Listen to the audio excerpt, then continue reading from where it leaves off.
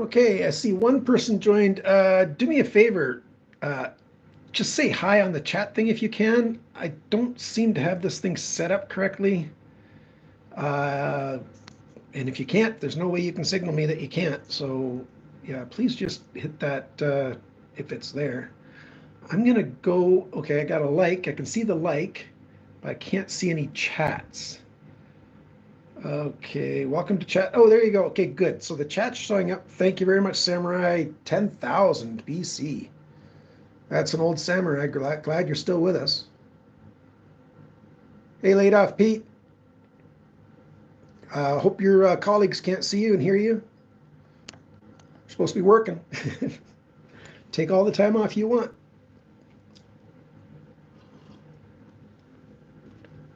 I'm going to start officially probably in about a minute and a half. We'll see. Yeah, that. Just lurk. No problem. Um, okay, this is working. It looks like it's all working. Okay.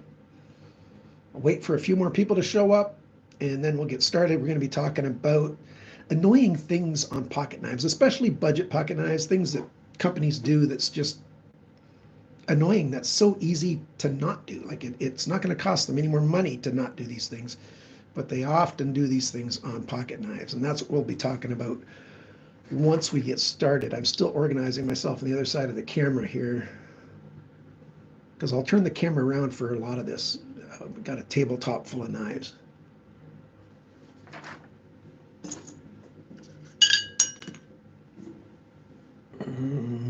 Did I bring everything? Did I bring everything? Oh, by the way, you guys can text in there. Tell me what you find annoying about knives. And if it's on my list, yeah, then it's on there already. And if it's not, I'll add it to my list to talk about.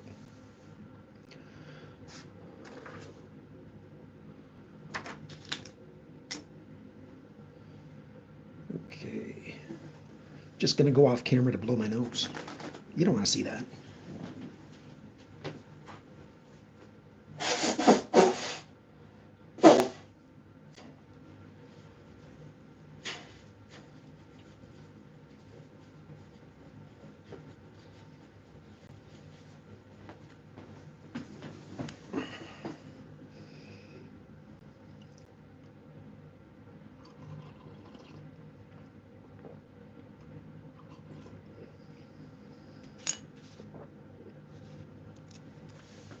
Oh, those are some nice knives you picked up. I've only got a few of those, or had a few of those. I've got a Maguiron that I've got to review soon. I don't have it on my table though. I forget which one it is. I'm terrible with knife names. I just terrible. It's something about the way my brain's wired. Um, it just doesn't stick. It just doesn't stick in my head. It's one of the reasons why I didn't do live videos for a long time. I just said no, I'm not doing live videos because people are going to catch me not knowing stuff. And it's not that I don't know stuff, it's names of things. Like names of people, they're gone in a hurry. There's people I've worked with, the last job I had, and I worked closely with these people. And my wife works for the same organization. It's a school division, and she's a teacher's aide, educational assistant. And her 15-year celebration ceremony thing happened where she was getting a little ceremony thing. Anyway, there's a whole bunch of people there, and I recognized 90% of them, and I remembered maybe 2% of their names. It just does not stick, and it's just the way it is. So same thing goes with knife names, and although I'm a bona fide knife nut, nope, names just don't stick that good. Like flicking deployment and ease of sharpening. Okay, yeah.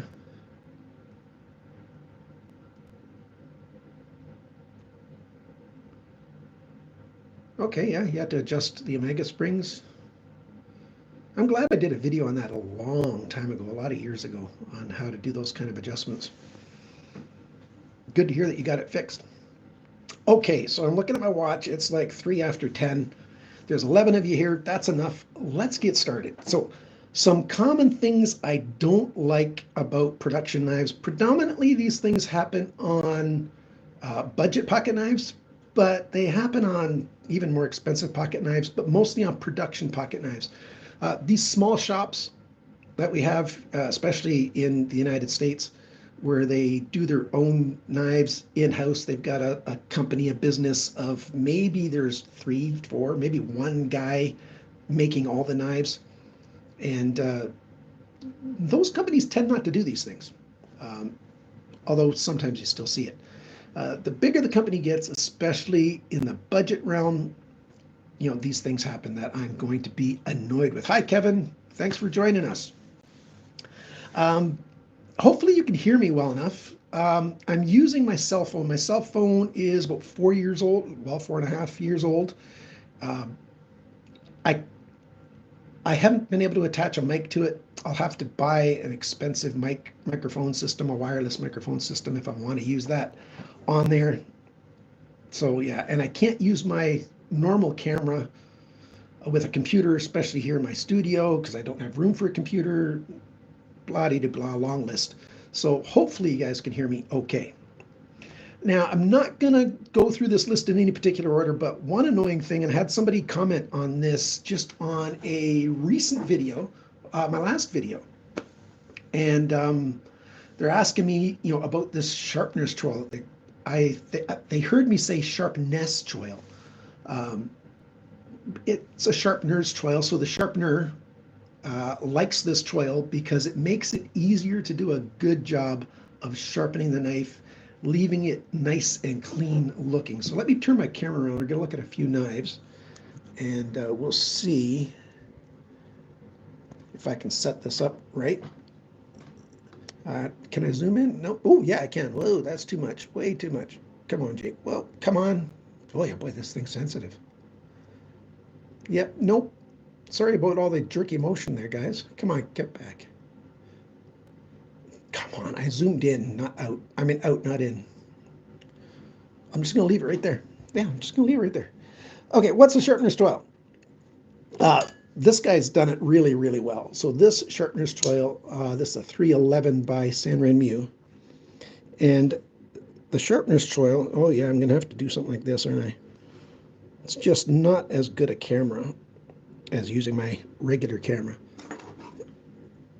It's this little notch right there.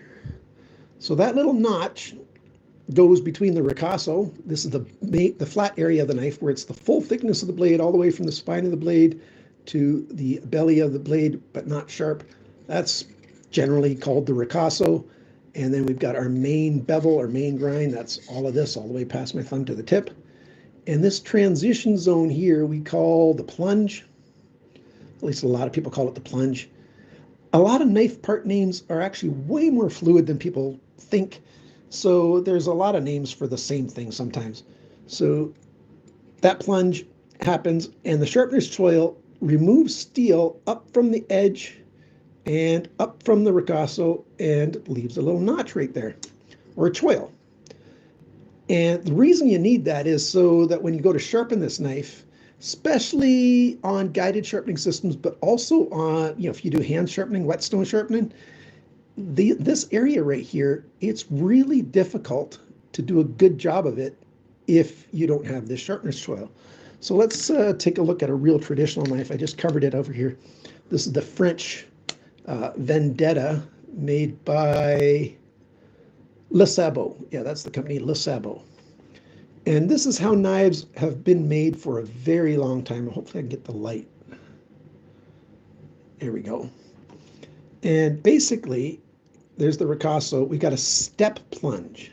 So if I can get it to focus up here, you can see that we go from the full thickness of the ricasso right down to the bevel thinness, just in a step. Like it's like a 90-degree step, like a stairs. You step up, and there you go. That works fairly well until you go to sharpen it. And when you go to sharpen it, your sharpening stone is going to run into the ricasso. And that's either if you're using a guided sharpening system like I have, where I've got clamps that hold the knife, then you can do a fairly good job. But if you're hand sharpening this, then you're taking a stone. Let's imagine this is a stone, and you have to stay off the stone right at the edge. If you're going over the stone at all, then you're sharpening the side of the ricasso here, and you're not sharpening part of the blade until you get to, a flat part of the blade. So sharpener's choil makes a big deal. So most companies put a sharpener's choil on. Let's just grab here. Here's a real steel, and this plunge is a back swept plunge, and then there's a sharpener's choil, and then there's the edge, and it's easy to sharpen right to the edge. So almost everybody has them. Here's a QSP, not the penguin, the parrot. This is the parrot, and I think the parrot's one of my favorite really low budget knives. You can still get this thing at a pretty low price, washers, and quite nice. But their sharpener's choil is almost non-existent, and the plunge, if you can see it there, my fingerprints, it's a gradual kind of plunge. It's sort of like a ramp and not a step. And the problem with those ramps is very often they don't get to the main bevel thickness until, almost half an inch, like a centimeter from the first part of the plunge until it really gets terminated properly. And so you get what some people call a smile when you go to sharpen it. And because your sharpening stone has to ride up a thick part of the blade here that's thicker than everything else, and you get a smile on there. Is that a bad thing on a low budget knife? No, not really. It's just a cosmetic thing. It's not like it's causing you any problems. It's not causing you any hardships.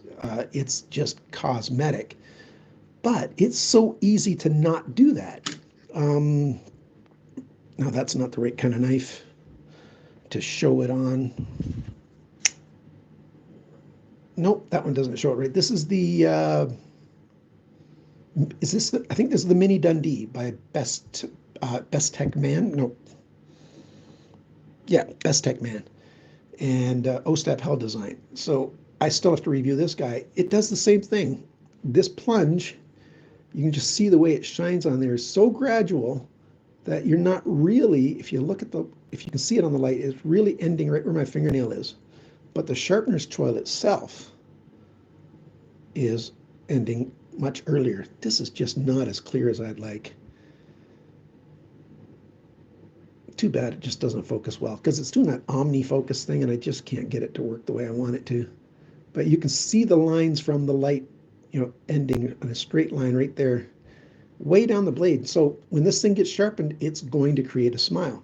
Now, the problem is exacerbated on a knife like this with a coating, especially a black coating, but even a dark coating, a gray coating like this, because if you want to change the sharpener's choil and adjust it, and I've got a video on that, I made it way back in 2017.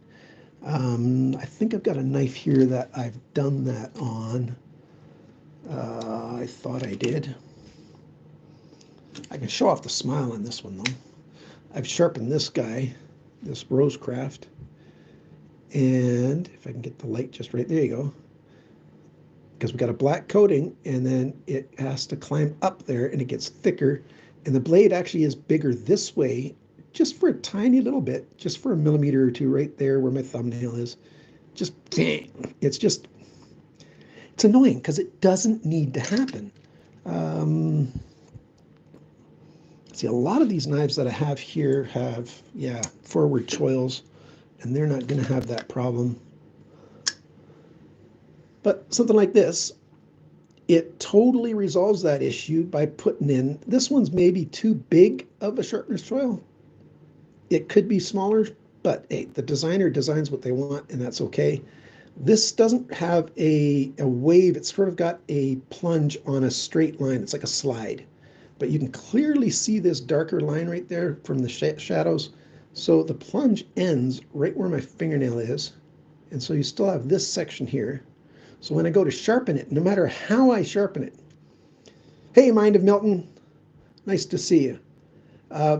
So when you go to sharpen it, it's easy to sharpen the blade evenly all the way along and not run into any issues, because of that because the sharpener's toil solves all those issues. And that's why they call it a sharpener's toil. It's helping you as a sharpener to do a good job. Here's a schnitzel, the Knieve.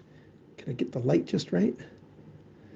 It's got a tiny little sharpener's toil. I think I commented when I made this video that I'd prefer it to have a larger one, but being that as it may, it's got one that's placed properly. And so I could put in a larger one if I wanted to. Now, if this knife had a black coating all over it, like this guy, if I was to adjust the sharpness toil, I would now have, let's use another pointer, a file, this whole section in here, if I can get this light right. This is annoying, isn't it? You know, everywhere I work to take steel off to move the sharpness tool that way a little bit, that's all going to be shiny and bright instead of having the black coating on it anymore.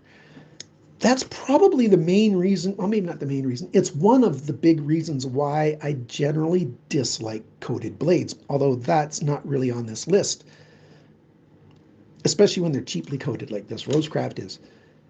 It's just, if I have to adjust that sharpness toil, it's going to be ugly. At least in my eyes. It's just the way it is. Put that away. What else did I want to show you about this sharpness toil? Is there any sharpness toil?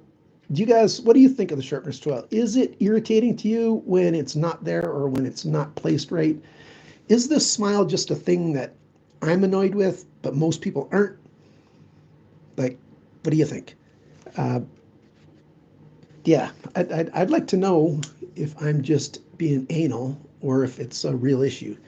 Here's another knife that I'm going to be reviewing soon. This is a San Remo 411L. Now, a lot of axis lock knives don't have this problem because the axis lock has to go into this notch. That crossbar's got to go into that notch when you go to close it.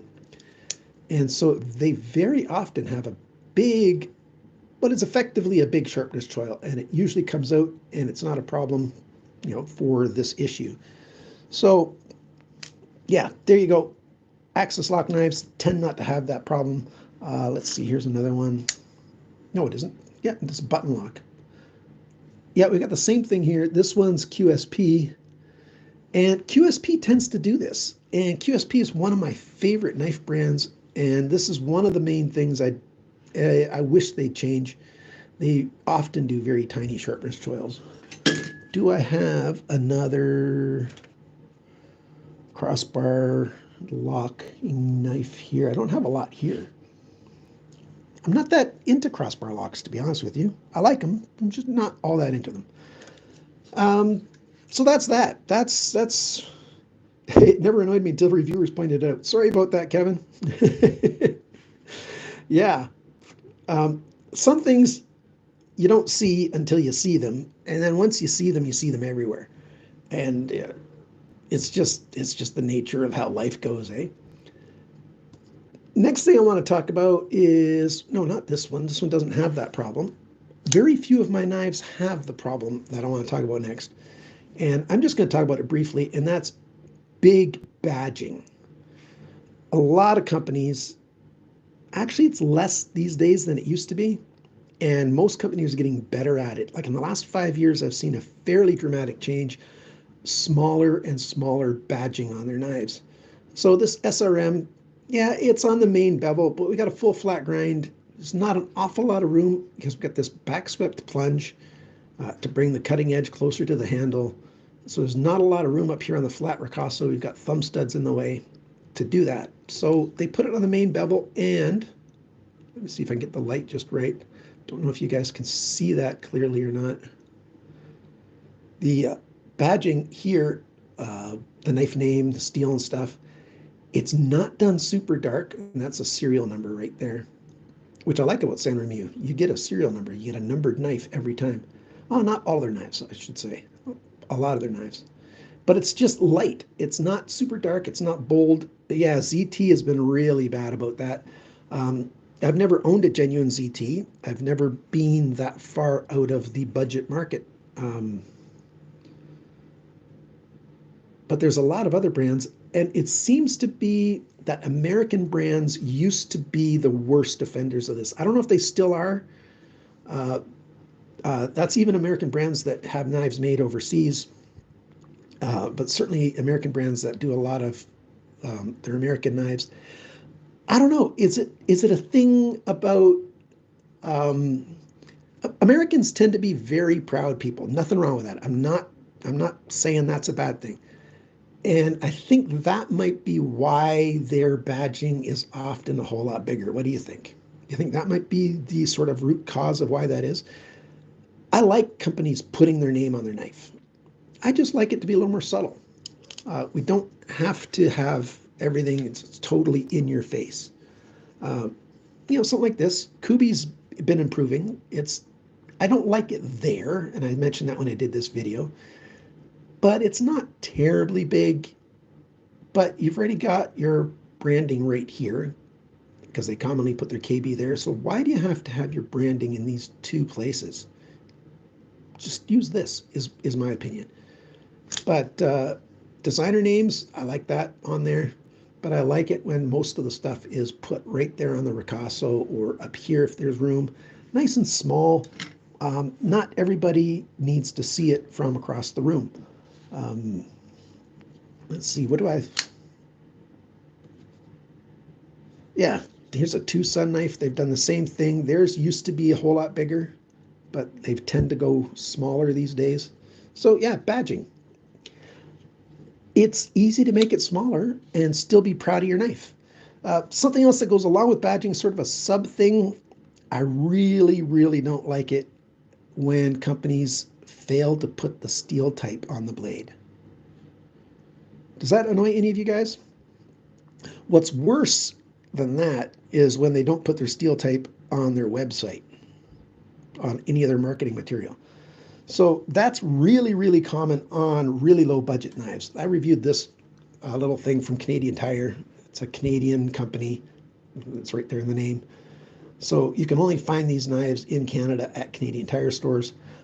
But almost all of their brands, they've got another brand called Hunt Shield, which is another house brand. And they do the same thing with those. They don't say what the steel type is.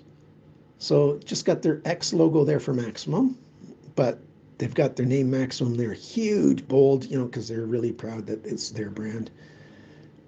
So you don't need it in both places, but there's nowhere, anywhere, it says what steel type this is. And, I've adjusted, modified it. This thing actually now flicks open. It didn't out of the box. It's got those cheap little white nylon washers in there. I don't recommend this knife. It's just, the steel is actually very soft.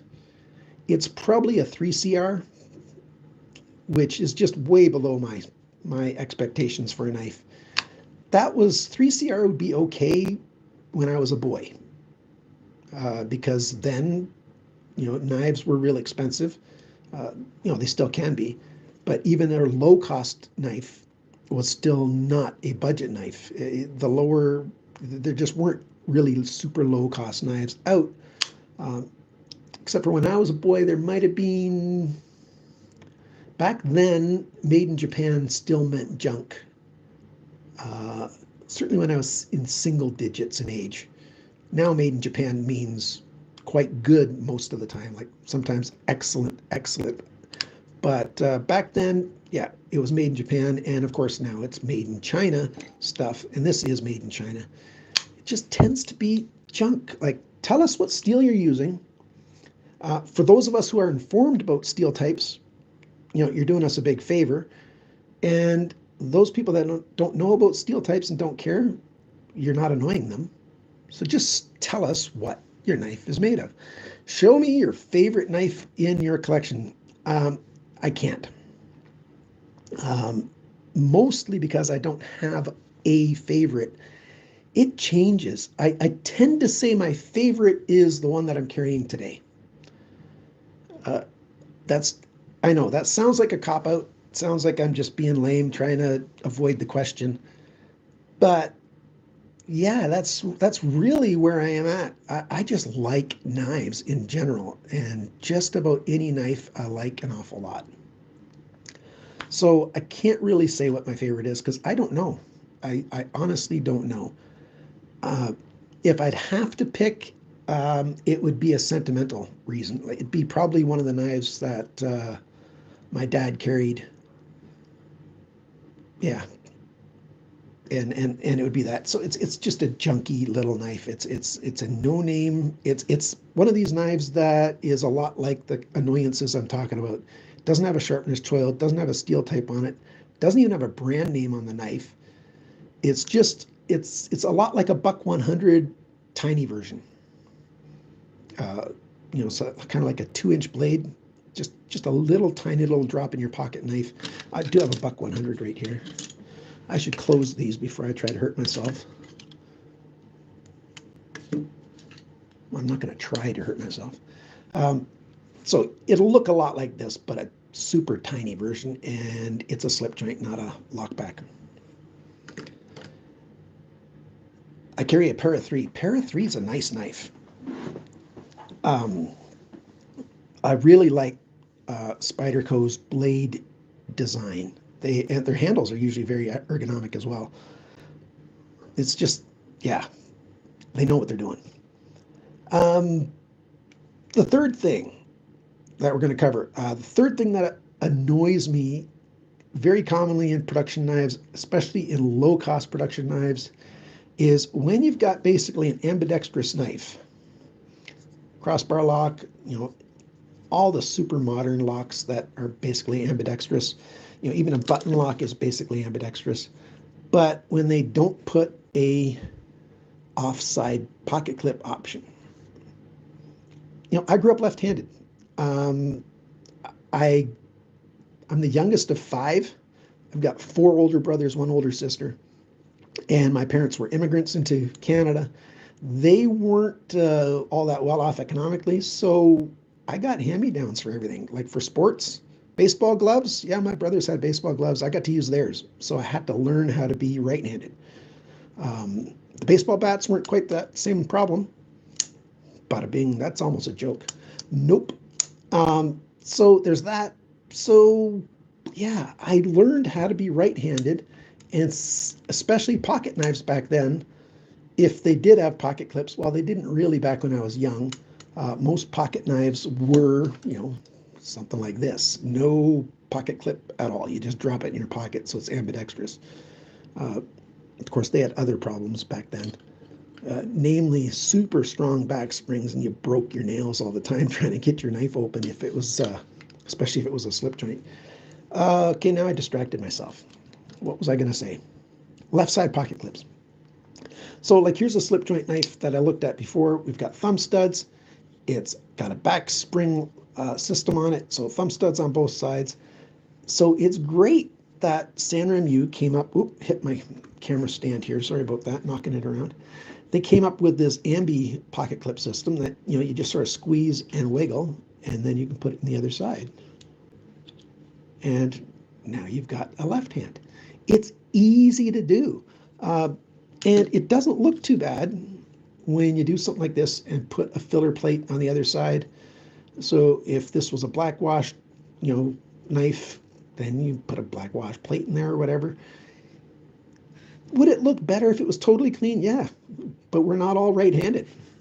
So especially on ambidextrous knives, give us the option to put the pocket clip on the other side. You can do it cleanly like this if you want, and you don't have any notched out section at all. You got one extra little hole there. Like, that's not annoying, at least not to me. So yeah, we're going through these pretty quick.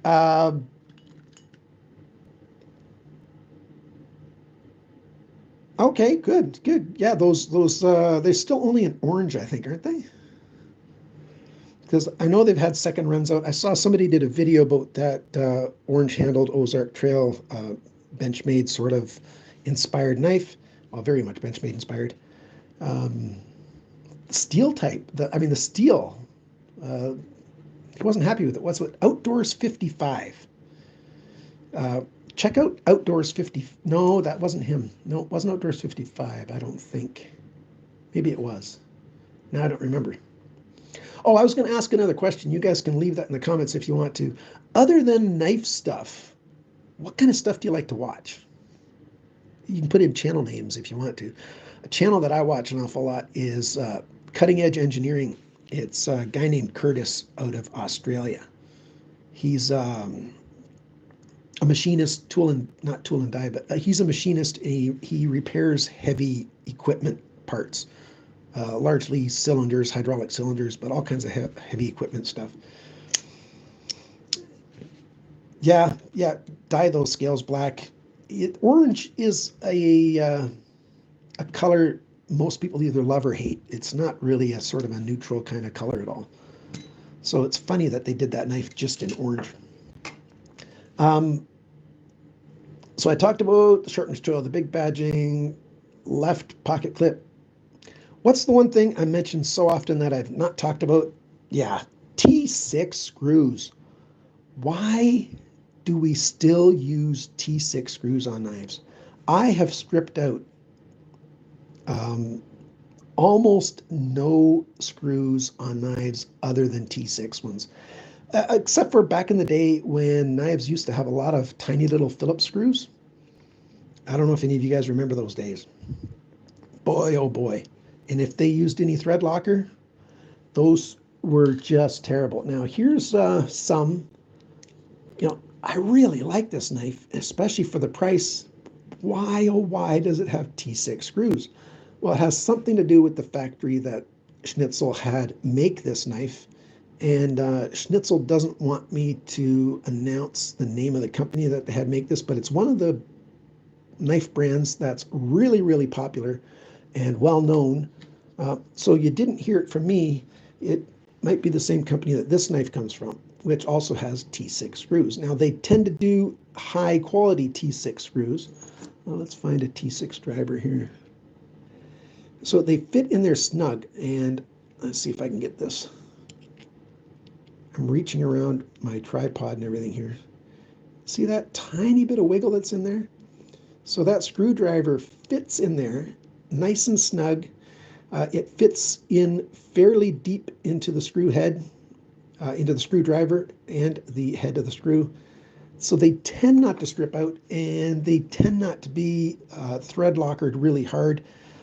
They put on just that tiny little bit of that blue thread locker stuff, and they don't come out.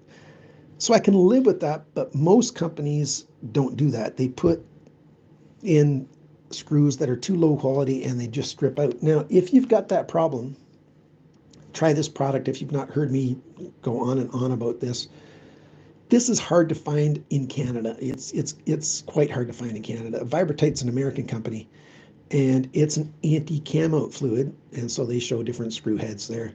And it's just a liquid, sort of a jelly liquid that's got a whole bunch of fine grit in it. And you stick that, and you put a little bit of it into, no, there's no screw heads, those are rivets. You put a little bit into the screw head, and you get screwdriver bits or screws that are high quality. Now, I prefer Weha and Wera. Wera is my favorite company. I think that's a Wera bit. No, that's a Weha bit too. Oh, here we go. I really like these. These are Wera. This one's the, I can't look at that number 3 there. It's the number 467. This is the T8. And so you got 2 drive heads, but they're very precisely sized, so you have the best chance of not stripping stuff out, but you still need something like this half the time. So T6, we just don't need a world with T6 screws anymore. Even if, they're still going to put T6 screws quite often on their pocket clips.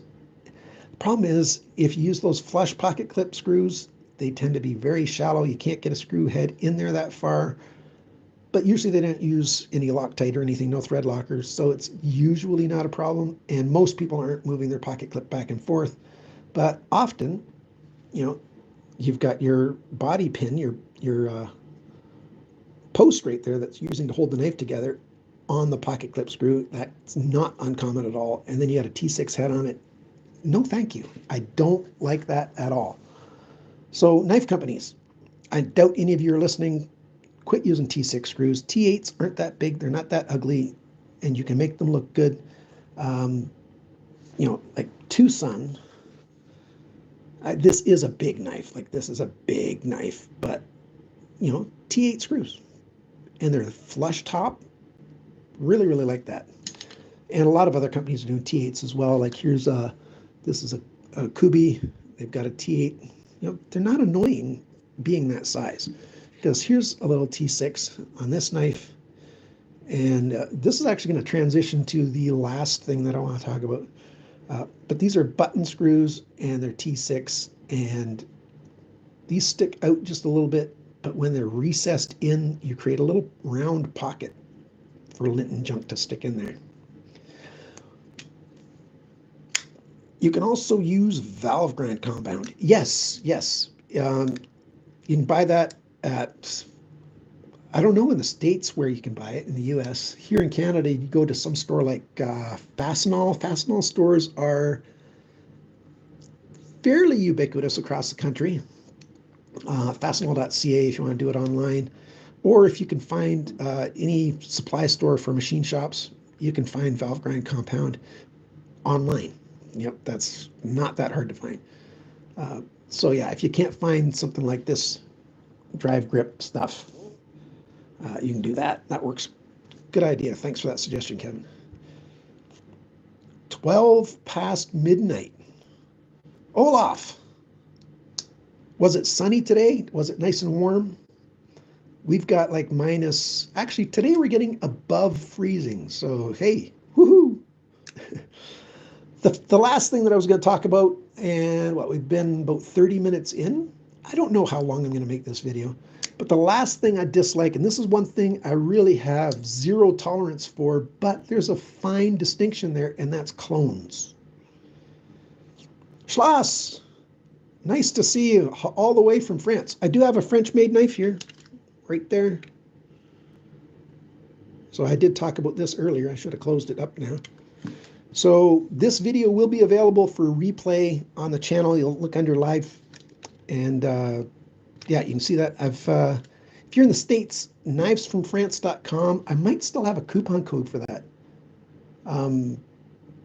Just look up any knife. This is the brand name's Le Sabot, L-E, new word S-A-B-O-T. And if you search for that, you'll find these, and those videos will have my link on there with the coupon code for discount if you're in North America and you want, you know, a French-made knife, not just from this brand. They've got several brands. Yep, the Vendetta. Yes, yes, nice knife. If you want an old school traditional knife, Le Sabot's got loads of old school, especially slip joint knives made like that. So I was going to talk about clones. Is this a clone? Well, it is very, very deeply inspired by the Sapenza 21. Like, it looks a lot like it. And so it's extremely inspired by it. I don't have a pocket clip on this one because I carry this one just in a leather sleeve. And I just put that in my pocket. I could carry it with a pocket clip, but yeah, I don't call this a clone because I got a distinction for clones. A clone is basically a lie. This one, if you had to put a negative term on it, it'd be a design theft. So a little different than a lie. But they put their brand name on there in big letters. Like, nobody's going to think, once they look at this knife, you know, even when it's closed, you can see the brand name. Anybody who knows what a Sapenza is going to look at this, and they're going to know immediately that it's not an actual Sapenza. But there's clones out there that look pretty close. Clones that lie and say that they're, you know, made in Idaho and all that other stuff, when they're clearly not. Well, not clearly. To people that are very much in the know, they're not. So I'd hate clones, but kind of copies I don't have as big a hatred for, especially when it's something like this. This was originally under 20 bucks US. So it's not in the same market as a Sapenza is. It's not trying to get the same consumer base. Sapenza is not losing any money for me. I'm never going to buy a Sapenza. Not because I dislike the brand in any way. I'm just a budget knife guy. I buy budget knives. I've been given some knives that cost more, and I would accept them. Somebody wanted to give me a Sapenza, I'll take it. and I'll be happy to own it, and I'll use it, and I'll carry it. But I'm not in the market to buy a Sebenza. So I don't have a problem with this, as long as they very clearly state their own brand name on it. So it's very clear to anybody who buys it that it's not. Like here, I've got another one. This is Ganzo. Again, when this knife was brand new, it was under 20 bucks. Now it's, I don't know, 30, 35, something like that, if you can still find it. What is the black button? That's the last knife that I reviewed. So if you want to watch that review, go look back onto my main page and look at it. This is the Unicorn by QSP Knives. So we got a button lock there. We've got a nice stonewash finish on it. I think you can get a black wash finish as well. 14C28N steel. Decent size. It's what, I think 3 1/4 inches if I remember. So yeah, check that out. The Unicorn by QSP Knives. But what I was saying about this is a Ganzo. Now Ganzo used to exclusively do budget copies of knives, almost exclusively American brands. So of course this is a Spyderco low budget knockoff. It's got scratched up and stuff. I used the WorkSharp belt drive system for sharpening, and especially the older ones, the guides are a bit abrasive, and that's what that scratch right there is from. And here's another time I had to adjust the sharpener's toil a little bit. The sharpener's toil is not all that good on this thing. I talked about that before. But this knife, being under 20 bucks when I first got it, late lockup, it's not great. It was bright orange, but it had this milled out G10. Of course, I dyed it this really deep, dark purple. Can you see that it's purple? Maybe next to this purple, you can see that it's purple and not black. But it's a deep, deep, dark purple. So yeah, it looks very reminiscent of a Spyderco because basically they copied the design. I don't have a problem with this. Now, thankfully, Ganzo has decided to do their own in-house designs, and now they hire designers as well. Oh, my throat's getting really itchy. I got to take a drink.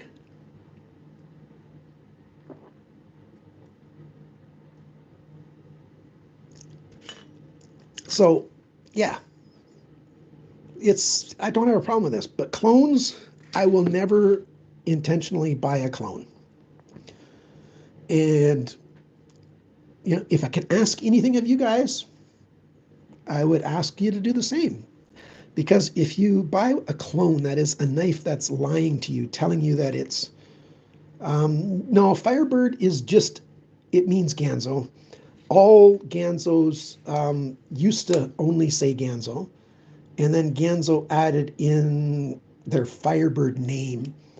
And so if you got this same knife, this is the G730, so now it would be the F730, but basically the exact same design. Little updates. Oh, that click was loud, wasn't it? A few updates possibly to it, but it would say Firebird on it now. And so Firebird doesn't have any distinction except for that it's newer than the ones that only say Ganzo. I think Firebird, Americans, not just Americans, a lot of people whose first language was English and they liked watching the Muppets as kids call these Gonzo. And I don't know why, because there's no word in the English language that I know of that is G-A-N and sounds like G-O-N. So, yeah, Ganzo. And I think they didn't like being called Gonzo. That's just a totally subjective, who cares? Like, is that really the thing? So, yeah. But yeah, 440C, and that's what bugs me about Ganzo. 440C, I really like that. It's a very good budget steel. It came out, when did 440C get invented? Around the time of the Korean War, or was it even before then? Early 50s? I don't know. It could have been earlier than that 440C was first made and perfected. And it's a very good budget steel. Like 440C used to be the premium steel, and it's too bad that they kept that number from 440, because regular 440, aka 440A, and then you got 440B. Those are very different steels in terms of how well they perform, how durable the edges are, and all that stuff from 440C. 440C is excellent, and it's not very common these days, and it's hard to find any new knives with 440C these days. And Ganso's using D2 for most of their new knives. Like, I think I've got one. Do I have one here? Yeah, here it is.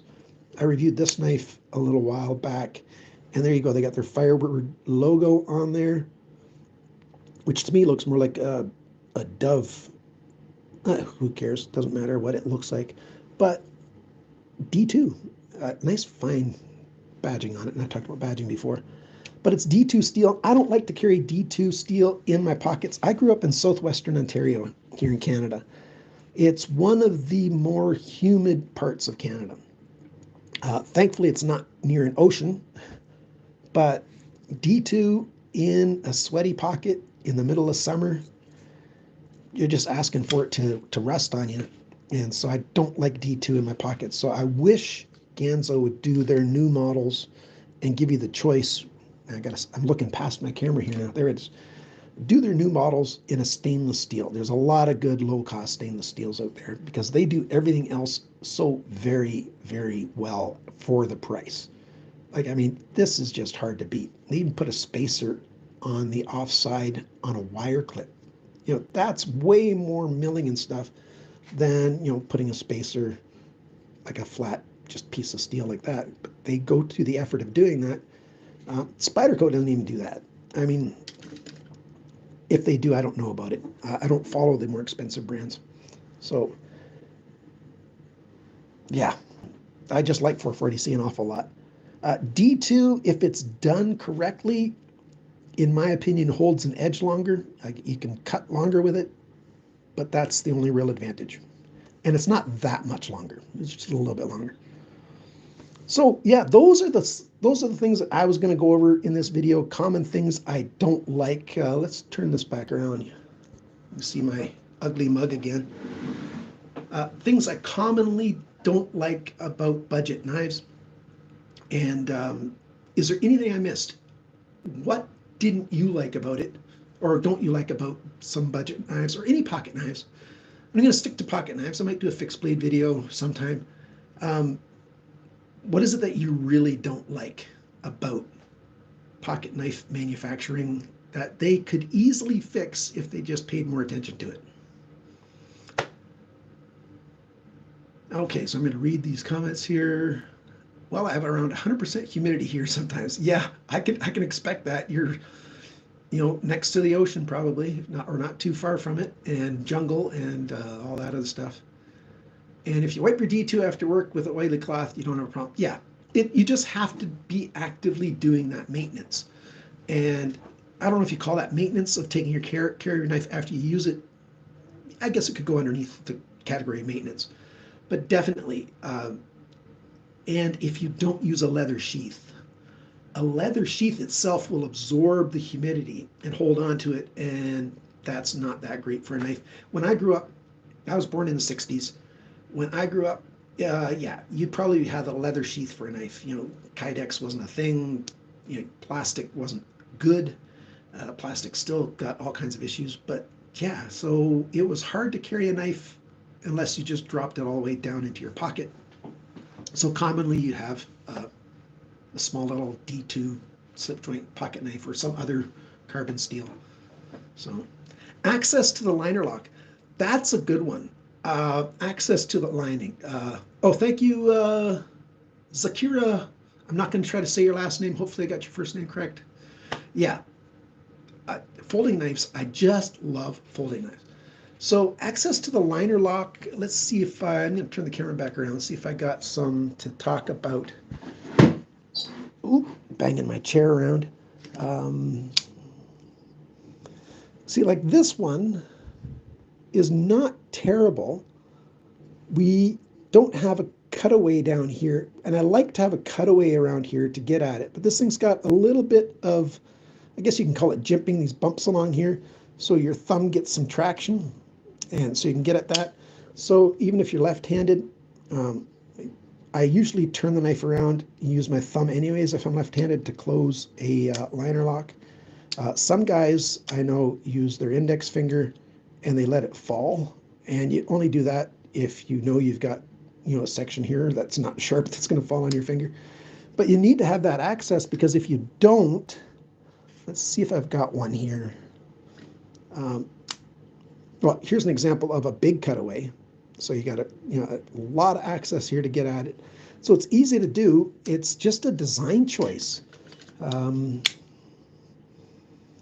this one. See, this one was a problem. And so this is just, this is a glove box knife of mine. And for a glove box knife, I really like this. This was originally made, it's got the Sanrenmu Chinese characters on it for the Chinese market.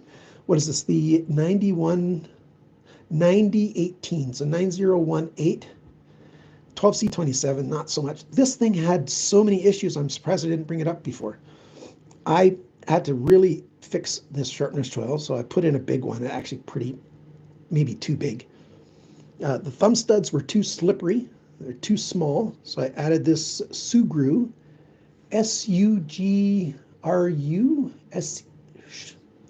what's the name of that stuff? Sugru. It's a putty epoxy, and I think I mentioned it on my video. I even did a video about it way back, way pre-COVID. Like it was 2018, 2017, I don't know. But it's a putty epoxy product that basically is a kind of glue, and I stuck it on there so the thumb studs are bigger, but I had to do that bigger. There was very little access to the lock release here, and so I ground a bunch of this away, and that was also for comfort in my hand, especially in my left hand, because it was annoying my finger there, but it's so easy to get at that lock release now. So yeah, lock release, that's a big deal. So I live in central Alberta. The closest knife store is an hour drive away. And here in Alberta, almost anywhere in Canada, you'll find a few small knife stores. There's not very many. There's some small ones. At least if they've got the knife that you're interested in stock, you can go get it in your hand and feel it and see what it's like. 458C is pre-World War II. Okay, that makes sense. Is it? Well, I'll have to look that up. Yeah, it's probably, yeah, it definitely could be. It's an early steel. Like they did a really, really good job with that. So I like that a lot. So yeah, liner locks. Anything else? Something else you might have noticed, I do have some fidget spinners out here. And, I play with them an awful lot. Probably because of I'm a fidgety kind of guy. When I finally got diagnosed with ADHD, which I used to think wasn't even an actual thing. I used to think, yeah, that's a fake diagnosis. I've figured out, I learned why. It's keeping the brain busy. But this one, I gave it to my mother when she got real sick this last time with her cancer. And so I keep this one for sure, because she was playing with this until she was totally incapacitated before she passed on. So yeah, that means a lot to me. So, but we were talking about knives. I got distracted again.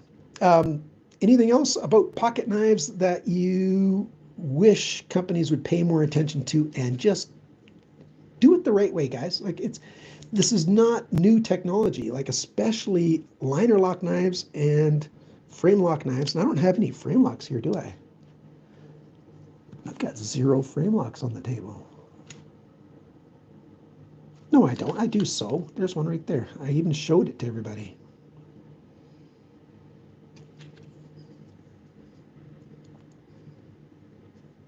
Yeah. I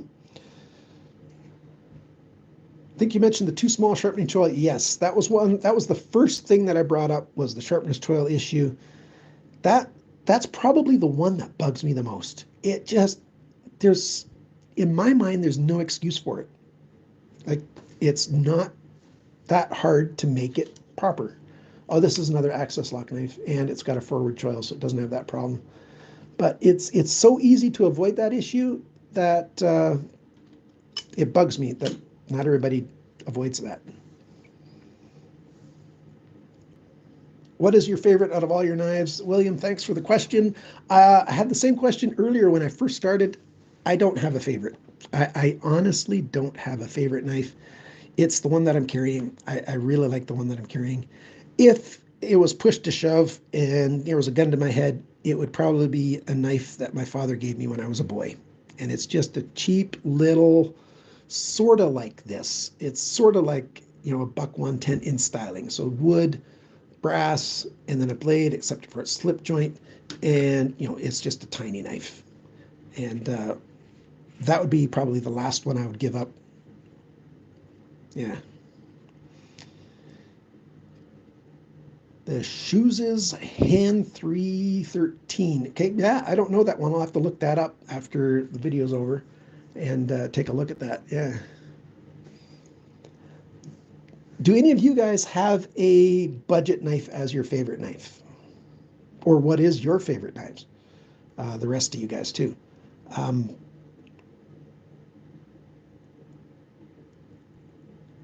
Yeah, we'll see you later, Schloss. Nice to see you. If you've got one, now I'm just going to ramble on. If you guys want to keep talking in the comments, otherwise, we can just sort of end this. And if you all just sort of leave, then we're ending this. I'll basically be interacting with the comments now for the rest of the video. If there's any questions you have at all about knives, you can ask any question at all, period. I don't really care what you're going to ask me, and I'll probably answer it. Taking another nice drink of my tea. Yeah, this great big tea mug. Oh, love it. Well, it's not just a tea mug. You could put anything in there, of course. What is the benefit of a serrated blade? I might be the wrong guy to ask. And the reason is I dislike serrated blades because I don't find a benefit with them. Now, if I did have to say there was a benefit, the one benefit about them is when your knife is dull, you can usually use your serrations as a last resort. Yeah. None of these knives have serrations. I do not even own a knife right now that has serrations other than in our kitchen, the bread knife. And so there are so that brings up an important point. There are a very few things that are cut better with the serrations. And bread is one of those things. But very, very few things cut better with a serrated blade than with a fine edge blade. But like I said, when a fine edge blade loses its edge, very often the serrations for cord, rope and cord, yeah. And it's primarily because, people are cutting rope and cord, and their knife gets dull, but they've cut very little of it, or not just rope and cord, they've cut all kinds of stuff. Let's imagine this is serrated at the base where my thumb is. They've cut all kinds of things with the main part of the blade since the last time they sharpened their knife. And, then when they have to cut some rope and cord, they use the serrated, and it sort of rips through it a little bit better, it cuts through it better. I say that's mostly because their knife isn't sharp anymore. But this part is sharp because they haven't used it for anything else. I don't know if that's true. It's definitely not true 100% of the time. I think that's probably predominantly the kind of thing. Whoa, this looks dangerous. Is this legal in Canada? It's 100% legal in Canada. To own a knife and to have as many knives as you want, knives aren't dangerous. It's the old argument, people kill people, tools don't kill people. A knife is a tool. Can you use any tool in a dangerous way? Yes, you can. The vast majority of crimes with knives are done with something like this, and not something like this. In Canada, they don't keep official stats of what kind of knife was used in a knife crime, but the UK started doing that, and they found clearly, and they've got a fair bit of knife crime because they've got much stricter gun laws than we have, and ours are strict enough, I think. I'm not a gun owner, but yeah, people get injured and killed and stuff with kitchen knives far, far and away more often than any pocket knife.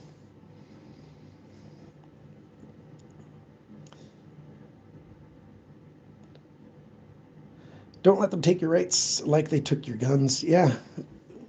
What can you do about it? And you live in a democracy, and if you've got the majority of people voting in liberal governments, you get liberal government laws. And so I don't know what else people can do. Yeah. Do you ever use a lanyard on a knife? Very good question. Yes. This is a knife with a lanyard on it. Now, do you know what this is? This is a zipper pull. I buy them in bulk. And that's because this knife, slip joint knife, what's this called? Is this the hamster? Knife names and me just don't live very well. So this knife, there's no pocket clip. And so I put it into a leather slip or some kind of belt sheath. And so it sits all the way in there. And to pull it out, it's just so much easier to pull it out with this. Other than that, no, I'm not a lanyard guy. I don't mind the idea of a lanyard for decoration. Like here's another one. This is a lockback knife, and I've got the same pull on it. I call that a lanyard. So yeah, I've just not been into lanyards. Just not something I use. And this one even, had a pocket clip. So you see the little notch right there for it. So I could carry this with a pocket clip if I want to. But I've got a really nice leather slip that this fits in. This is the Worker by QSP. And it's just a really nice knife. I think, if I remember correctly, does this have... I can't say. I don't remember. You can watch the video on this. I think this has got phosphor bronze washers, really, really thin ones, but very smooth. And I like that, fairly thin. So yeah, there you go. So that's one thing I wish about these older knives, like this French knife. It's 100% old school, so there is no option for a lanyard if you have this in a slip. So basically the only way to carry this or to take it out, is to be able to grab the end of it. And it's bone, and so it's not too slippery, but could be. JD, thank you for a comment. I don't care for serrated blades at all. I like to touch up my users daily, and serrations complicate that ability. Yes, sharpening serrated blades, I have a terrible time sharpening serrated blades, mostly because it takes so long to do a good job.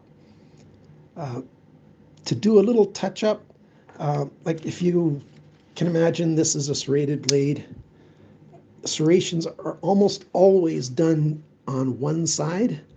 So you can sharpen the back if you're really careful, but what you have to do in that scenario is run your stone along the main bevel. If you try to do it at any angle, you're just making it much more blunt. So you basically have to sharpen the entire bevel that's over those serrations just ever so slightly. So stropping helps some, but you're only doing one of the two edges that go to the apex. So yeah, I do have like some fine files like this that can work, that can help. I've bought some fine stones. I ordered them. I think they're probably still in, at some Canada Post place, because our Canada Post strike, our postal service guys are on strike. I think it's sitting around there. But still, then how do you do that on a guided stone system? You can't really, it's just annoying.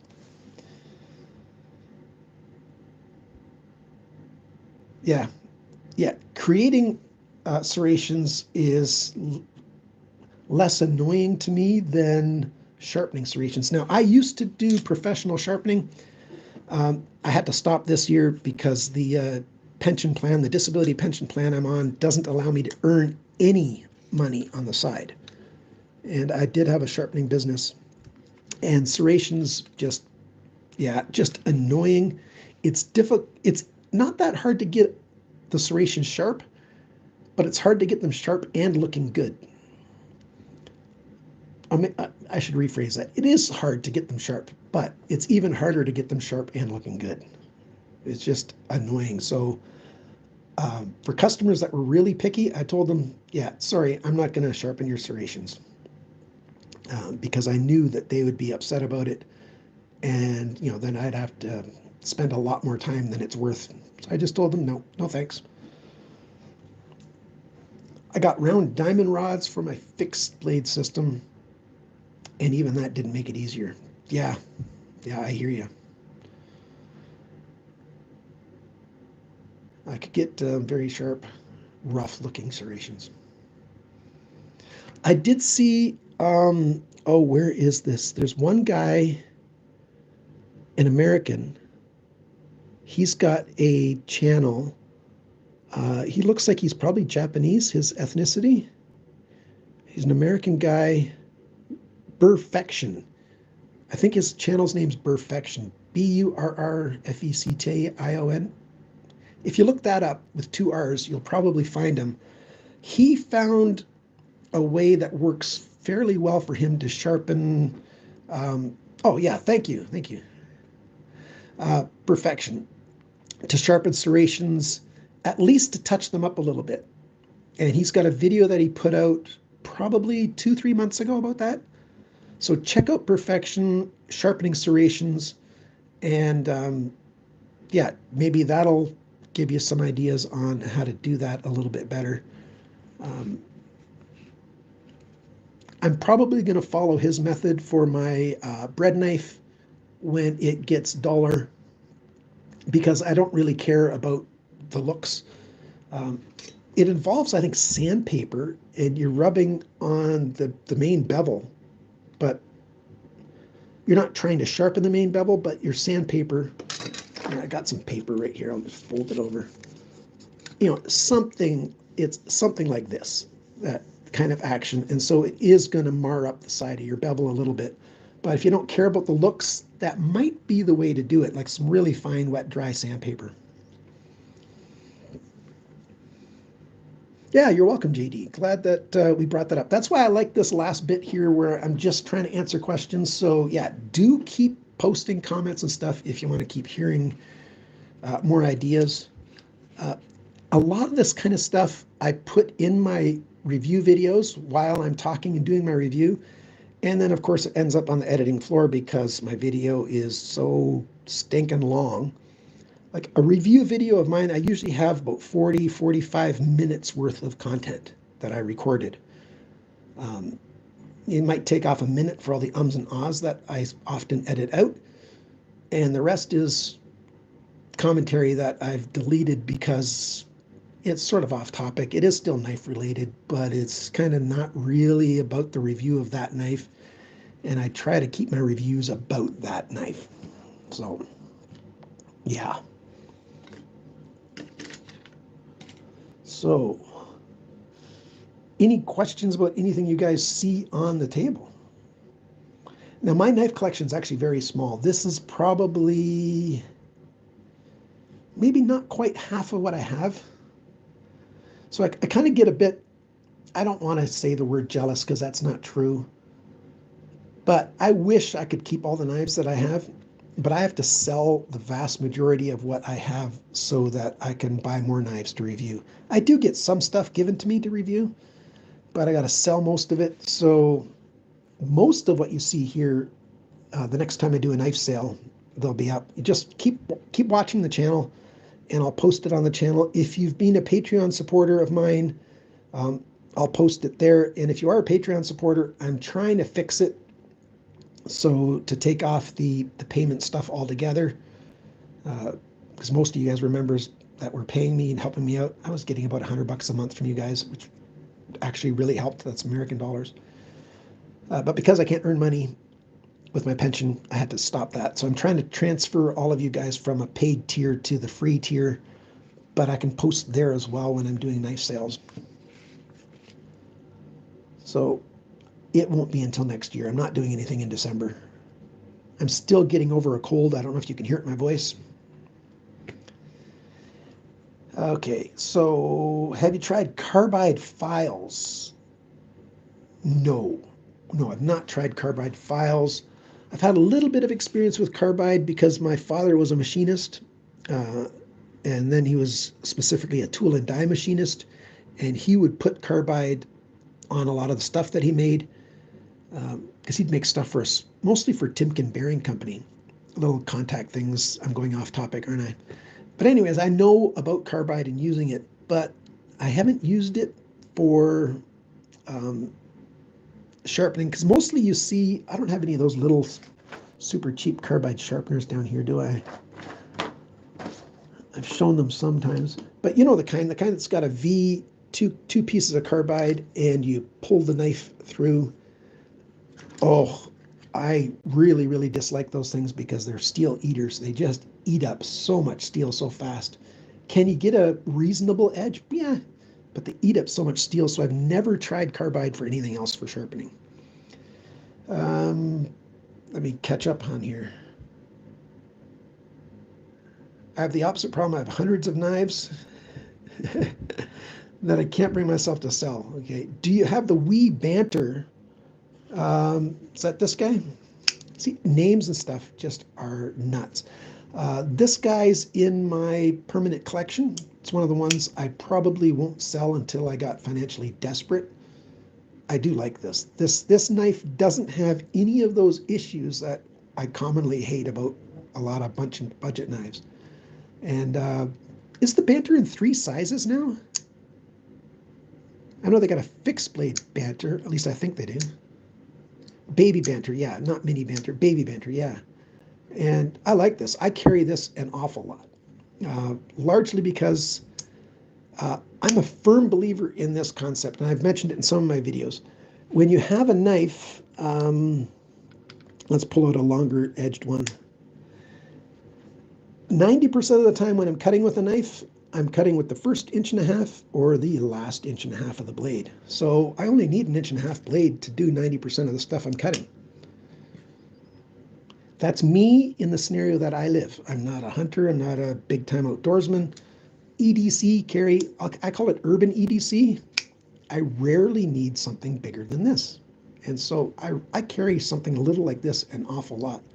Do I like big knives? Yeah, I do. I'm a big fan of big knives. I just don't actually carry them that often. But you know, you can get a bigger knife. This isn't that big. What is it? 3.5 inches in blade, something like that. Got a ruler over here. Yeah, almost exactly 3.5 inches. And yeah, it's great, but I don't need it most of the time. I just don't need all that edge so much of the time.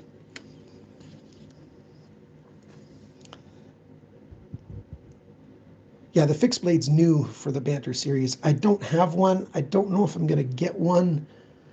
It's getting so hard to get pocket knives into Canada. It's just so expensive.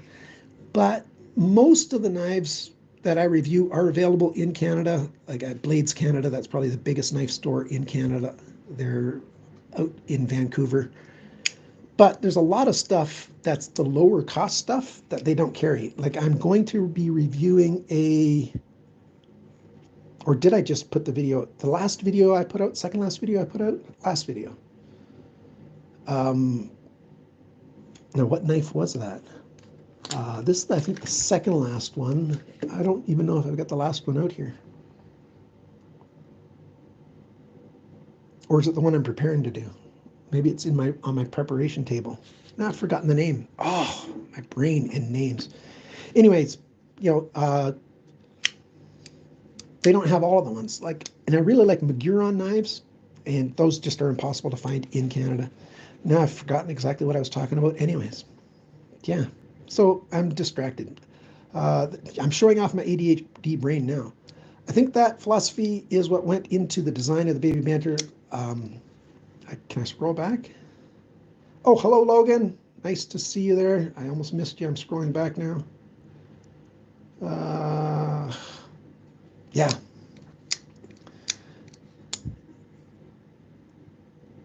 So many people homeless in Canada and the US. Yes, there are.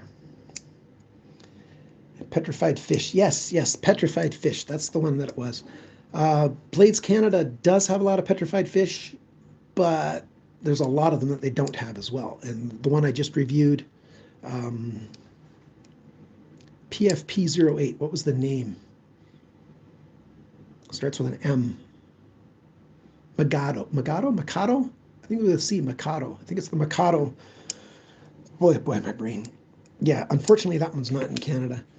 So it's getting so expensive to get knives. I was thinking that I was going to transition into doing way more slip joint knives because those are easy to get into Canada. Like this one came from China. And lockback knives. This came from Germany, German company Schnitzel Knives, although it's made in China. Slip joints, lockbacks, those are easy to get past customs, and fixed blades are easy to get past customs. I was thinking I would really have to transition to that, and I might have to in the future, I don't know. But as long as I can, I'm going to be getting these kinds of pocket knives. And in case you haven't heard, the way I get a lot of these into Canada is I have a friend, he's actually distant family cousin, who I have my knives sent to. He takes them apart and he mails me the blades in one package and mails me the handles in another package. But that's gotten so expensive. The shipping is just ridiculous because most of the time lately, it still goes through CBSA, Canada Border Services Agency. They inspect the package probably about half the time they've opened up those packages, and they allow them through, so that's not breaking their rules. But they add their tax on. So I don't mind paying the import tax, but the extra $10 that they charge to process that tax and per package, it just really adds up. And now that I can't earn any income from my videos, it's just, I don't know how long I'm going to be doing that. Yeah, exactly. Nobody's got the Magurons in Canada. I've got a Maguron on my list of knives to review pretty soon. I don't remember the model number or name, but they make some really good stuff. Yeah, CBSA sucks, and the big problem is the way it's structured. They don't really have to follow Canadian knife laws. Canadian knife laws are very fuzzy. They're not really clean and crisply, specifically written knife laws. They're kind of quite fuzzy, to be honest with you. And the laws for knives haven't changed since, I think it was 1984 when the last time they changed the knife laws. But Canada Border Services Agency has become much more strict in the last 10 years especially. And the way they do that is, let's say they stop a knife at the border and they say they're not going to allow this knife in. And so they send you a letter and you've got the option to appeal that. The problem is, who do you appeal to? You appeal to the International Trade Tribunal of Canada, which is another government office, not a judicial office, nothing to do with the law. It's just another government office who has always rubber stamped every banned knife that was being sent to a consumer. There have been some exceptions for knives sent to knife retailers, but for a regular knife consumer, every single time anybody who has appealed a knife decision from CBSA, they've lost the appeal. Now, when you lose the appeal, you don't just lose the knife, it's gone. But often, CBSA uses that lost appeal to make the rules more strict. They use that as an excuse to make the rules even more strict.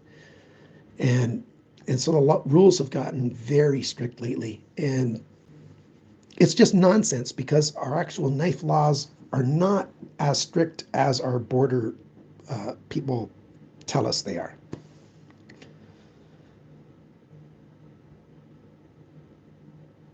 Yeah, I get that. They're minimizing the chance that something that really shouldn't come in will come in, but they're not really all that effective because we get all kinds of knives that, it's not hard to find. Like one of the types of knives that is specifically illegal in Canada. It's gravity knives. Now, their definition of gravity is a little bit different, but you can still find gravity knives. It's not a problem to find a gravity knife in Canada. They get through. Like, people who want them can find them. That's just one example. So it's just, yeah. And with the Liberals being in government for a while, the Liberal government, I think, has had their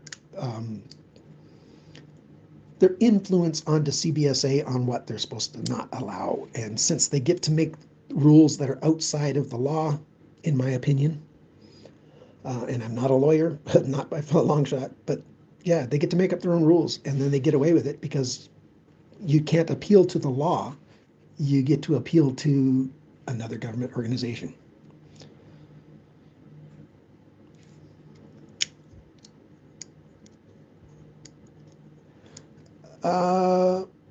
I'm not sure I understand what you mean by that. The person doing it ran out of money before CBSA? Oh, I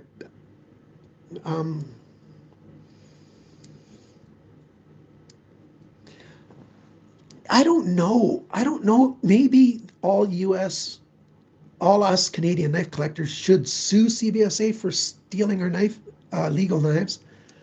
I don't even know if that is a possibility, because you have to sue somebody. It's more difficult in Canada to do that than it is, like, say, in the United States. You have to, basically, your case goes up for a preliminary look, and it has to sue anybody, a government organization like that. A judge has to believe that there's a fair chance that there will be a ruling against the government organization. If the judge thinks you don't have a good chance of winning the case, they don't even allow it. They won't even hear your case. Like, we don't have a legal right to sue.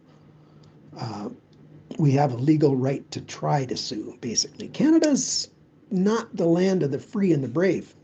It's certainly the land of the brave, not so much the free.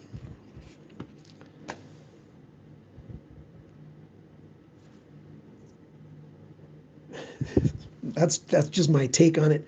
How accurate is that? I don't know. I believe it's accurate. My estimation of what's going on, I don't know. Do you guys have any last-minute Christmas gifts that you need to get for anybody, for yourselves, for somebody else? Yeah, thanks, P-Toast. I think it's broadly accurate. I don't know if it's exactly accurate or not, but yeah.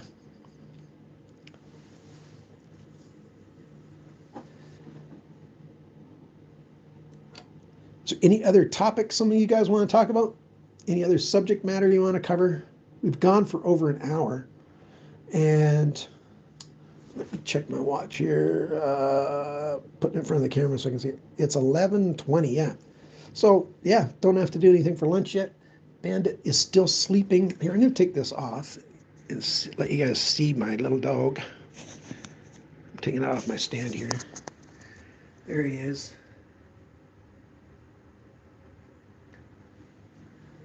I know some of you guys like my dog and like to see him occasionally, so there he is. Yeah, they call him a Poshy. I think the American Kennel Association has granted status to that breed as a breed now. It's a Pomeranian mixed with a Shetland sheepdog or a Sheltie. That's what the short term for it is. And yeah, they're cute. He's, 17 pounds?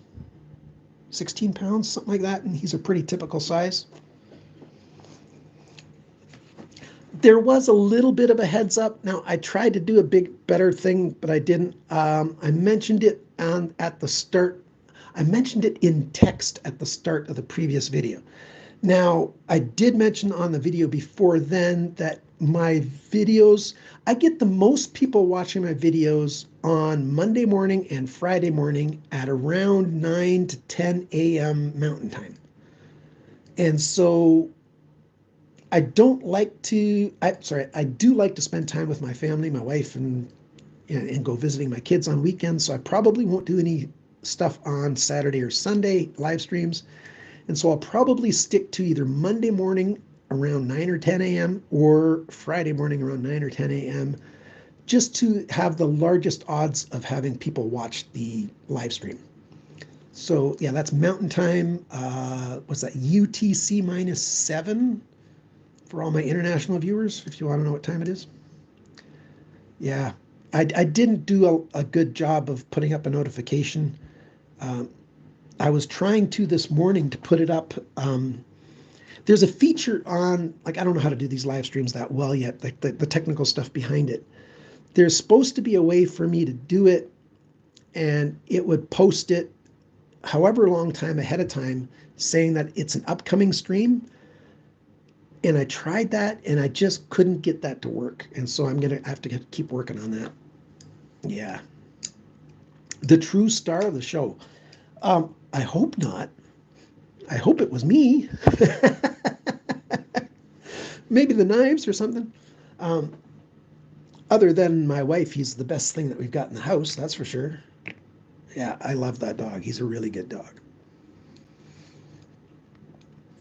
Yeah, go ahead. Thanks for stopping by and participating in the chat. I really appreciate it, Evil Gang. Let's see, I got 37 of you still watching and 18 people hit like. That's kind of nice. I don't have the option for you to do any like super chats and send me money. If you just join the channel, I can't accept any money for anything that I do here. If you do want to send me money, hit me up with an email, canadiancuttingedge@gmail.com. You can send me money as gifts, but I can't get any payments for anything. No good with much of the phone stuff either. The ironic thing is that my last job, my last several jobs, my last job I worked for a school division as a computer/network upper tech support level. And my job before that, I worked for Nokia in Ottawa. And working for Nokia, yeah, I should know something about phones and computers. I was a level 2 tech support for Nokia back when they had the premier email to phone technology. Companies like Verizon and in Europe, Orange, China, all over the place. All the big telecom companies were using our IntelliSync product from Nokia to synchronize email to phones. This was when they were still not smartphones, back when they were called feature phones. And they could just barely do that. Yeah, I did tech support for network administrators at these huge telecoms. And so I did learn a bit about phones, but wow, my oh my, technology. It's the software end that bugs me. I'm more of a hardware guy because I was doing server tech support. So, here's a problem with your server. This is what's going on. This is the reason why it's not working. Yeah, that stuff I was good at. But using phones these days, wow. I still need one more sub before I have to figure lives out. I've had phones and computers, but never invested enough time. Yeah, should have. Yeah. The thing is, it can change so fast these days. Like, it's just, how do you follow it? But yeah. Some Tim Hortons. Yeah, okay, Tim Hortons. Yeah, if you're in Canada, you probably drink Tim Hortons from time to time, even though it might not be your favorite store anymore. I grew up when Tim Hortons was very, very young, and I grew up in southwestern Ontario, so that was the first province that really had a lot of Tim Hortons stores. Back when they were still deep frying their donuts at the local restaurant. Those days are long gone. Long gone. Software changes too quick. Yeah, it just, ugh. You're constantly learning, especially if you're doing tech support. Yeah, see, like I got my network MS, what was they called? Anyways, I got certified as a Microsoft server technical support credentials, not just like the whole group. MSDA? No, that's not it. Anyways, administrator support. I got certified by Microsoft as a server administrator, but that was back when, just after the NT days, when they were just starting to do enterprise servers and stuff. When they called them enterprise servers as part of the name. Yeah, back in the Windows 98 days. Yeah. And now I don't know the first thing. 2000 was a good system because it was based on NT, and it had the user interface for non-server users, and it was stable and it ran quite well. Yeah. 98 was quite the mess. 98 second edition, yeah, it was a whole, they fixed a lot of their crap that they had done. Yeah, I could go on and on. I'm a Microsoft user mostly, but I use a lot of I use Linux, and I like Mint. I used to use Ubuntu. Now Mint is based on the Ubuntu kernel. Well, it's not the Ubuntu kernel; it's the Linux kernel, but it's based on the Ubuntu UI, but it's their own UI, Linux Mint, and that's my favorite system these days. Yeah. Oh, by the way, if any of you guys are into privacy, a easy way to get yourself some better privacy online is to use something like the Brave browser. Now, the Brave browser is based on Chrome, but they've cut out a lot of the talking back to Google stuff. And they've added built-in ad blockers if you like that. You can turn it off. You can watch all the ads you want if you want to, but yeah, I know you're not here for tech stuff. The comments, the last little bit here has been all about tech stuff. But yeah, I started using Brave, and I was using Firefox before then, but yeah. Yeah, games. Yeah, I've never been into games. Like I've got two boys and two daughters, and all but one of them are really into games. And so, yeah, they just stick with Windows, and they run Steam on Windows, and that's how they're doing most of their gaming. I know you've just been looking at those computers for a while. Who wants to look at my ugly mug again?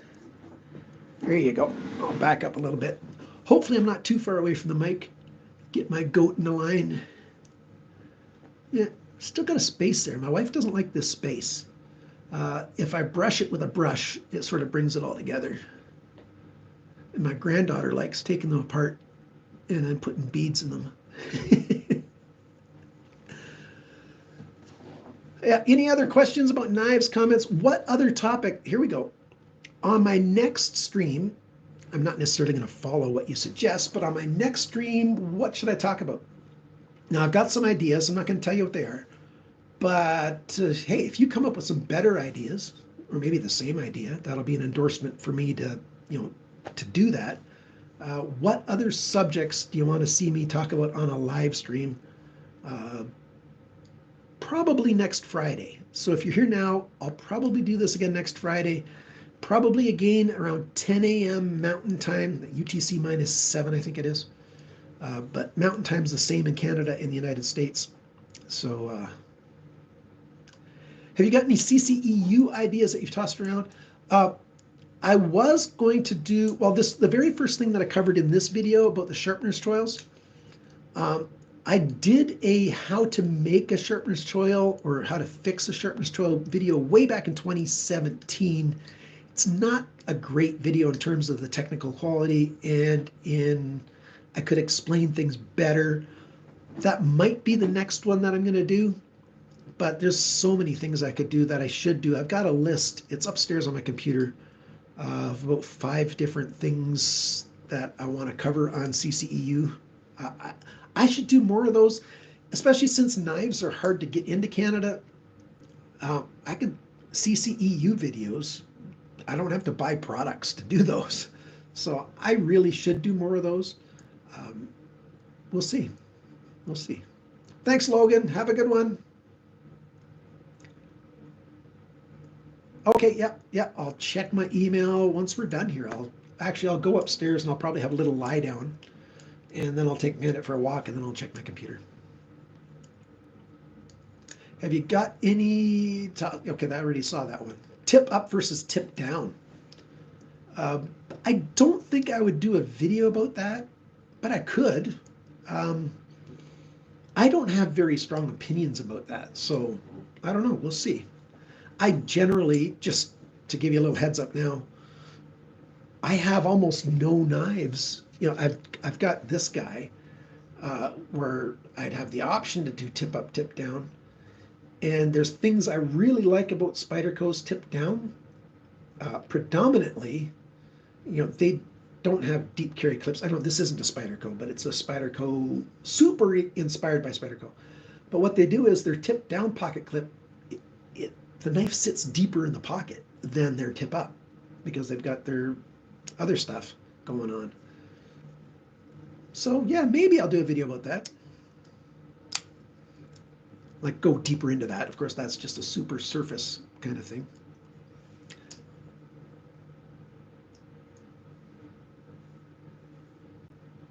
As the Lord's carry. I wonder what they mean by that.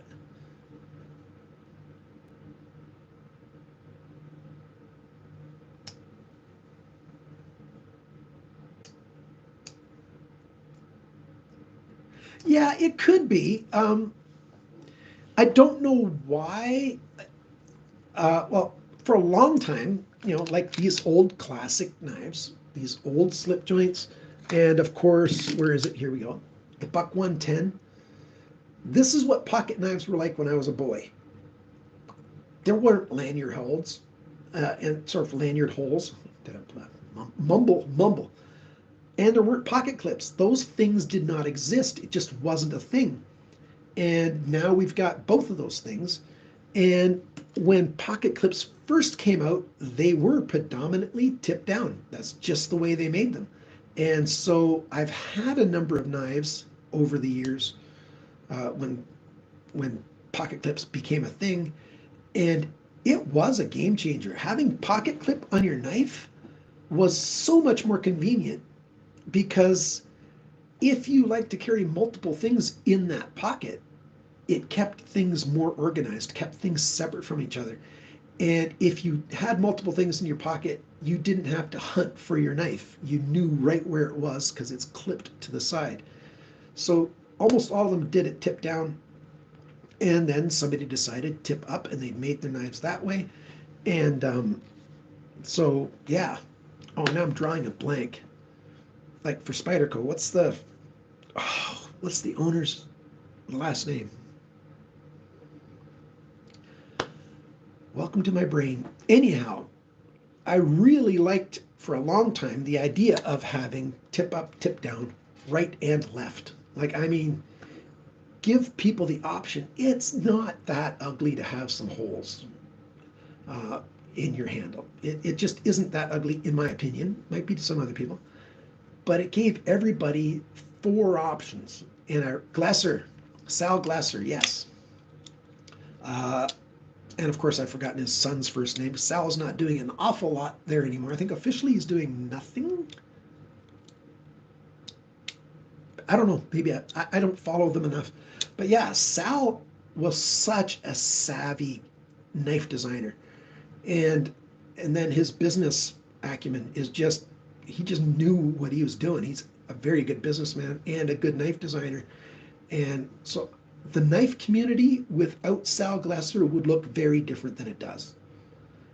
So even though I don't buy Spyderco knives, well, I do. Some of their budget knives, especially their made in China stuff. Yeah, I've reviewed a bunch of their budget stuff on my channel. You can go look at it. But their more expensive stuff, like the PM2, that series, I've never owned one of those from Spyderco.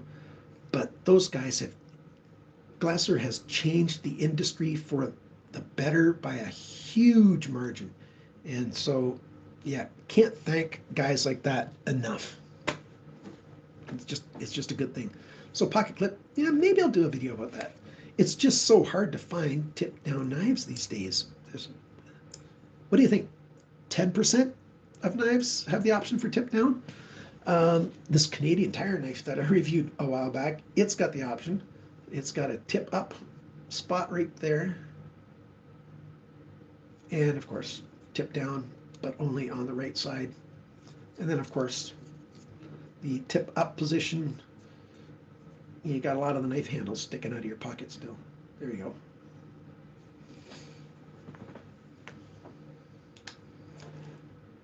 Yeah, tip down's much more common in this ultra budget. Yeah, this is 20 bucks Canadian.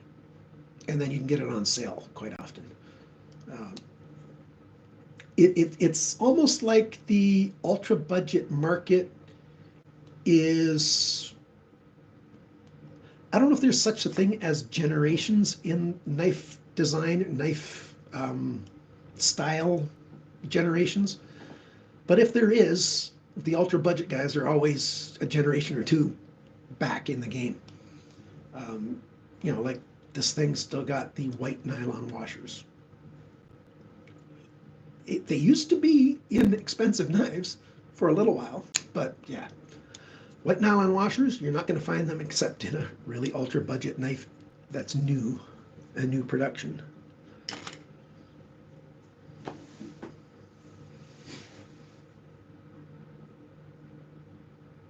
Yeah, cloning knives from 10 to 15 years ago, or just like this one, just trying to make something new, but they just do it in such a super cheap way that it's really hard to recommend. It just really is. And I don't recommend this Maximum series by Canadian Tire. I just can't recommend these.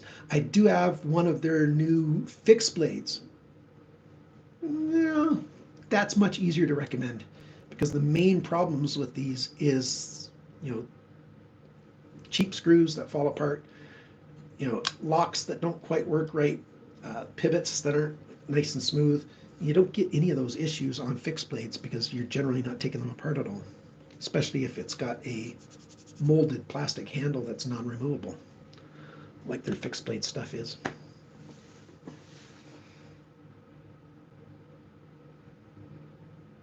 Okay, well, there's still 20 of you. I'm not going to keep you here any longer. I'll watch for just a few seconds to see if somebody else has another comment for a new subject. Other than that, thank you so much for stopping by. This will go up on the wall on my, so you can watch it later. If you've only seen this last half of it, you can watch, you know, the first half of it, which has got my list. And there's my list, if that'll focus. Those are the things that I covered in this video. And you can watch those and, you know, still leave comments below the video. So thank you so much, guys. I appreciate it. I'm going to take it easy. My cold has gotten a lot better. My headache is 90% gone. My throat's still a little irritated, but I'm feeling quite a bit better. And to sign off, we're going to take a look at Bandit one last time. Hey, buddy. Bandit. We're going to go upstairs now. Oh, yeah, your eyes. Oh, still popping. He's got a cherry eye is what they call it. Doesn't bug him. It's just that swelling in his inside of his eye. Oh, hopefully you could hear that. I think I had my mic covered. Yeah. Are you tired, Bandit? Should we go upstairs and give you a treat? Oh, that perked your ears. Yeah. Oh, you're getting ready now. We're going to go and give Bandit a treat. See you later. I do have a cup of tea right here. Thanks a lot, guys. We'll see you next time.